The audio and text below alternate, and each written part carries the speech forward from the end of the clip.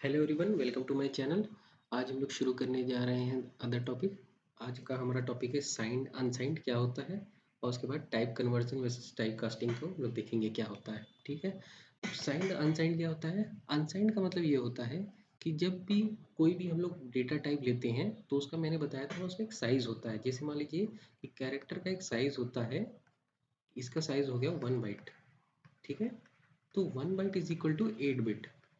But क्या होता है कि हम लोग इसको दो कैटेगरी में बांटते हैं, एक हो गया अनसाइंड, एक साइंड। अनसाइंड का मतलब ये होता है कि सिर्फ पॉजिटिव वैल्यू लेते हैं, लेकिन अनसाइंड का मतलब क्या होता है कि नेगेटिव एंड पॉजिटिव दोनों लेते हैं।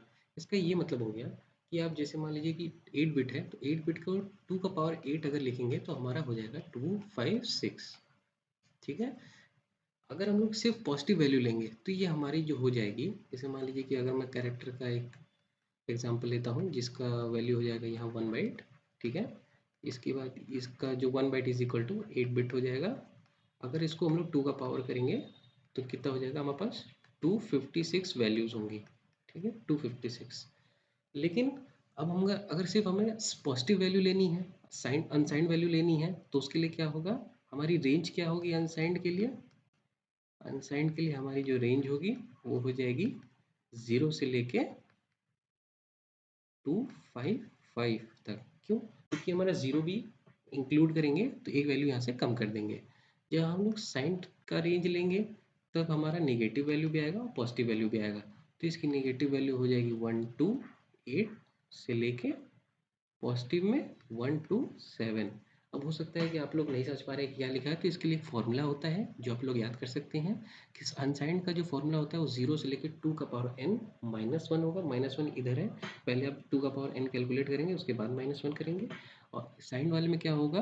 -2 का पावर n-1 ऊपर होगा और उसके बाद वहाँ से लेके 2 का पावर n-1 और फिर एक वैल्यू -1 करेंगे। आप चाहे तो इस फॉर्मूले पे वैल्यू रख के देख सकते हैं कि 2 का पावर n कितना हो गया। 2 का पावर n हमारा 8, हमारा n क्या है यहाँ पर? Number of bits. Number of bits कितनी? 8। तो 2 का पावर n मतलब हो गया 2 का पावर 8, और 2 का पावर 8 हो गया 256। तो 256 -1 ये कितना हो गया? 255। ठीक है। दूसरे केस में हम लोग चेक कर लेते हैं। दूसरे केस में हमारा जो फॉर्मूला हो जाएगा वो हो जाएगा 2 का पावर n-1 से लेके ये हमारा नेगेटिव में जाएगा, और 2 का पावर n-1 -1 ये हमारी पॉजिटिव वैल्यू आएगी। अगर 8 हम n हमारा 8 है तो हम लोग इसको क्या लिख सकते हैं? 2 का पावर 8 -1 7 हो जाएगा, से लेके पॉजिटिव में 2 का पावर 7 -1। तो जब हम लोग 2 के पावर 7 को कैलकुलेट करेंगे तो वो आएगा 128। तो -128 से लेके +127 तक जाएगा। इसको हम लोग वैलिडेट कैसे कर सकते हैं? अगर हमने पहले देखा कि टोटल हमारा 256 आना चाहिए, तो क्या हमारा अनसाइंड और साइंड में 256 टोटल आ रहा है? तो इसको चेक करने के लिए हम देख सकते हैं। मान लीजिए कि हमारा अनसाइंड था, अनसाइंड में हमारी रेंज आ रही थी 0 से 255 तक, और साइंड में हमारी जो रेंज आ रही थी वो क्या आ रही थी? -128 से लेके +127 तक। तो हम लोग इसको कैलकुलेट कैसे कर सकते हैं? Last minus first value +1। तो 25 5 -0 +1, तो ये हो जाएगा हमारा 256।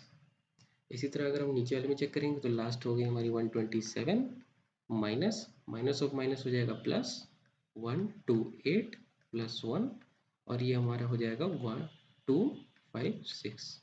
आप देख सकते हैं कि हमारा दोनों वैल्यू सेम आ रहा है। जो हमने इनिशियल लिया था 256 के बराबर आ रहा है। इसका मतलब ये हमारी रेंज सही निकली है।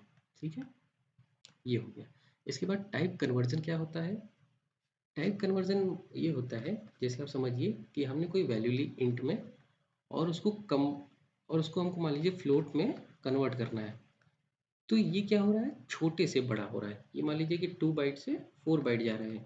तो जब हम इंक्रीजिंग ऑर्डर में जाते हैं तो टाइप कन्वर्जन कहलाता है, और इसको कंपाइलर कर देता है। हमें इसके इसके लिए हमें नीड नहीं है, ये बाय डिफ़ॉल्ट कंपाइलर कर देगा हमें। इसके लिए हमें कोई एक्स्ट्रा एफर्ट डालने की नीड नहीं है। लेकिन टाइप कास्टिंग क्या होती है? टाइप कास्टिंग जैसे मान लीजिए कि मुझे फ्लोट है, अब फ्लोट का डेटा मुझे मान लीजिए इंटीजर में कन्वर्ट करना है।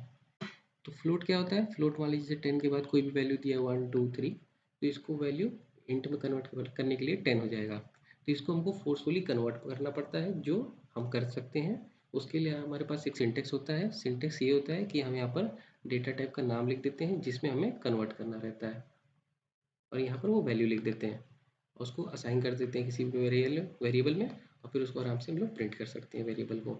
ठीक है, तो इससे ये हमारा सिंटेक्स हो गया। इससे कोई भी वैल्यू हम लोग फोर्सफुली कन्वर्ट कर सकते हैं किसी एक डेटा टाइप से दूसरे डेटा टाइप में, जो कि लेस हो। जैसे अगर ये 4 बाइट है और ये 2 बाइट है, तो इसको हमें करना पड़ेगा, जबकि जब हम इंक्रीजिंग ऑर्डर में कर रहे थे तो अपने आप कंपाइलर कर दे रहा था। अब इसको एक बार कोड करके भी देख लेते हैं।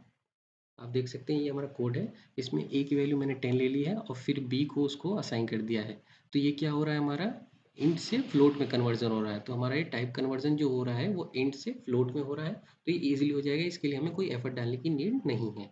लेकिन यहाँ पर आप देख सकते हैं जब मैंने फ्लोट लिया तो ये यहाँ पर कन्वर्ट नहीं करेगा। तो जब मुझे इंट में कन्वर्ट करना है तो यहाँ पर मुझे बताना होगा कि मुझे किस में कन्वर्ट करना है। ठीक है, तो वो मेरे लिए उसको कन्वर्ट कर देगा। टाइप कास्टिंग हो जाएगी फ्लोट से, लेके फ्लोट से इनटू में। तो अब ये देख सकते हैं कि हमारा कन्वर्जन हो गया है। 10 से हमने 10 इंटीजर दिया था तो उसने फ्लोट में वैल्यू ऐड कर दी, और फ्लोट हमने 10 पॉइंट जितना भी दिया था उसको उसने इंट में कन्वर्ट करके जो पॉइंट के बाद वाली सारी वैल्यू थी उसको उसने रिमूव कर दिया है। तो आज का हमारा ये कंप्लीट हो गया। आई होप आप लोगों ने टाइप कन्वर्जन टाइप कास्टिंग के बारे में समझ लिया होगा। Thank you for watching.